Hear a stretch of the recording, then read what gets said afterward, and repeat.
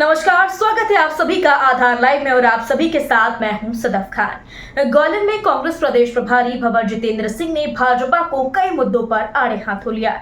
इसी के साथ ही उन्होंने भाजपा पर हिटलरशाही शासन चलाने और अंग्रेजों के जैसे राज चलाने का भी गंभीर आरोप लगाया। वहीं कांग्रेस के प्रत्याशी रहे अक्षय कांति बम के नामांकन वापस लेने पर ज्यूडिशरी और ईडी सीबीआई के दुरुपयोग का आरोप लगाया।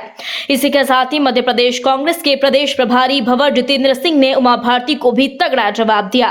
भंवर जितेंद्र सिंह ने कहा कि हम सब जानते हैं भारतीय जनता पार्टी किस तरह की मंशा रखती है और जिस तरह से इन्होंने 10 साल राज चलाया, 10 साल से हमने देखा जो गरीब हैं वे दिन ब दिन गरीब होते जा रहे हैं और जो अमीर हैं वे ज्यादा अमीर होते जा रहे हैं। भाजपा किसानों के लिए काला कानून भी लेकर आई। आइए आपको भी सुनाते हैं प्रदेश प्रभारी कांग्रेस जितेंद्र सिंह भंवर ने क्या कुछ कहा। किसानों के लिए ये बिल्कुल खिलाफ है, एक मंशा बनी हुई है। तो आज जो आवाज आ रही है, आम जनता इसको बोल रही है, सिर्फ कांग्रेस पार्टी ही नहीं, आम जनता जानती है कि भारतीय जनता पार्टी संविधान को बदलेगी और इनके बहुत बड़े बड़े मंत्री, इनके पार्टी के नेता, इनके जो राष्ट्रीय अध्यक्ष हैं इनके संगठनों के, उन्हें खुले रूप से भाषण किया है। सर एक और है सर, जिस तरह से इंदौर में हुआ, आपके कैंडिडेट थे उन्होंने मैदानी छोड़ दिया, रामनिवास रावत जैसे बड़े नेता चले गए, क्यों कंट्रोल नहीं कर पा रहे? आप पे प्रभार है पूरे, क्या वजह? जो आपका पहला सवाल था उसी के साथ ही मैं इसको जोड़ना चाहूँगा। आज संविधान खतरे में है। आप देखिए 17 साल पुराना कोई केस हो, 307 की धाराएं लगाई जाए, उसको जुडिशरी द्वारा कहीं ना कहीं उसका भी जो एक रोल रहा है उसके ऊपर भी संदेह पैदा हो जाता है कि आप 17 साल बाद उसके ऊपर 300 अटेम्प्ट टू मर्डर की धाराएं लगा दें और उसको तुरंत उसके और उसके फादर को आप कोर्ट के अंदर 10 तारीख को हाजिर होने के लिए कहें। तो ये एक दबाव देने का काम है और किसी तरह से आप कोर्ट से कराते हैं, कभी ईडी से कराते हैं, कभी सीबीआई से कराते हैं। तो जो एक वातावरण बनाया जा रहा है ये साफ दर्शाता है ये संविधान को नहीं मानते, ये इस देश की जो आज़ादी है उसको नहीं मानते हैं, ये अपना हिटलर राज चलाना चाहते हैं। जिस तरह से अंग्रेजों का राज था उस तरह से राज चलाना चाहते हैं। सारे कैंडिडेट अगर ऐसा ही होगा तो सरेंडर करते रहेंगे क्या? देखिए ये तो कैंडिडेट के ऊपर बात है, कौन मजबूती से लड़ सकता है और कौन एक तरह से घबरा के इनकी गोद में जाके बैठ जाता है।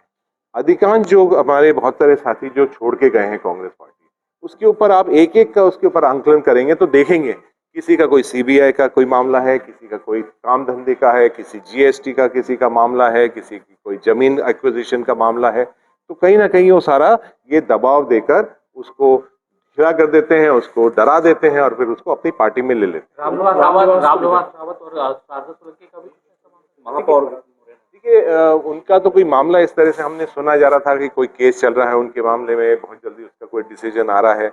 ये है, बहुत सारे हमारे दूसरे 1-2 मेयर और गए हैं जिनको डराया जा रहा है कि अविश्वास प्रस्ताव उनके खिलाफ आ सकता है, इस तरह का उनको धमकी दी जा रही है। तो इस तरह से कोई ना कोई इनके जो कारण है, जो एक नेता जो मजबूत मानते हैं अपने आप को, जो नेतागिरी कर सकते हैं, वो कभी घबराता नहीं है। ऐसे जो घबराने वाले लोग हैं उनको जनता भी कभी बख्शेगी नहीं।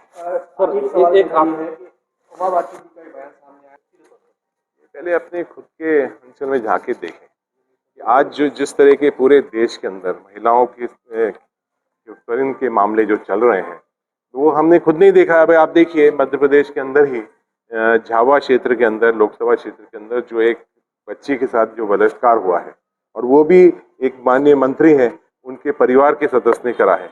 जो कर्नाटक के अंदर जो हो रहा है वो हम सब जानते हैं। तो पहले इनको अपने खुद के अंदर देखना चाहिए, अपनी खुद की पार्टी में देखना चाहिए। सर एक आखिरी सवाल है सर, तीसरे चरण का मतदान होगा 5 तारीख को, प्रचार थम जाएगा, किस तरह देख रहे हैं सर? पूरे प्रदेश में 29 सीटों की जंग है।